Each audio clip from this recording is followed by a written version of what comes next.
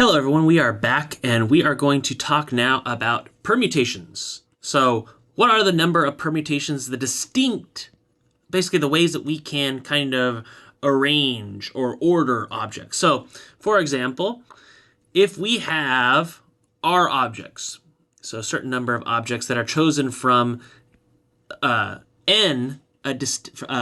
a set of n distinct objects, any particular arrangement or order of these objects is a permutation. So we want to count the number of those permutations. And we can define that as here, and hopefully if you've seen this before, n is essentially r factorial. So we have a certain number n objects, and we're going to select r from them. So let's look at an example. We have 15 candidates. How many permutations or ways can we choose the president, vice president, chief of staff, and treasurer? So what are our number of distinct objects? Well, those are our 15 candidates, right? And we want to select from those distinct objects R, a president, a vice president, chief of staff, and treasurer. So we can do that, and that would be effectively just R is going to be 4. So if we plug that into the equation, we can get this result here. Now, how could we confirm this result as well? The number of ways you can basically multiply those out.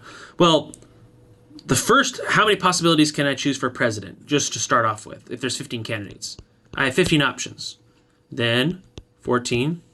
Then for the vice president, because once I've selected president, I can't select anymore. Then 13, chief of staff, and then 12, right? 15, 14, 13, 12. Let's see if those answers match. And I'm just going to do this. Let's do it in R. Let's start to get a little bit more comfortable with R. So we had 15 times 14 times 13 times 12. Let's control enter that. 32760. Let's see. There we go. Excellent.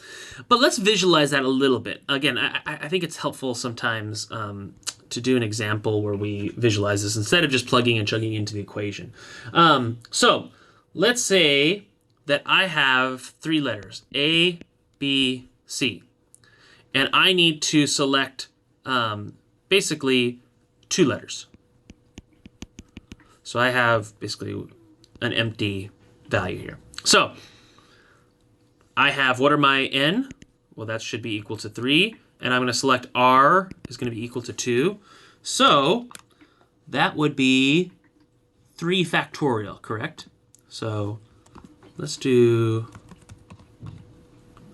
factorial here of 3. Control enter.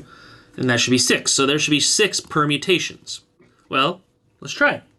So I'm going to have A and let's erase this.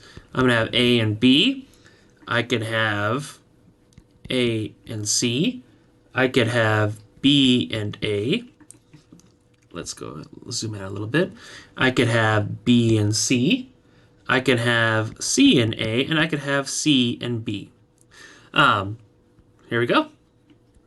And again, we're assuming each of these is distinct. So 1, 2, 3, 4, 5, 6. Fantastic. Next time, we'll get into combinations, which has a little bit of a wrinkle to it. So we'll see you next time.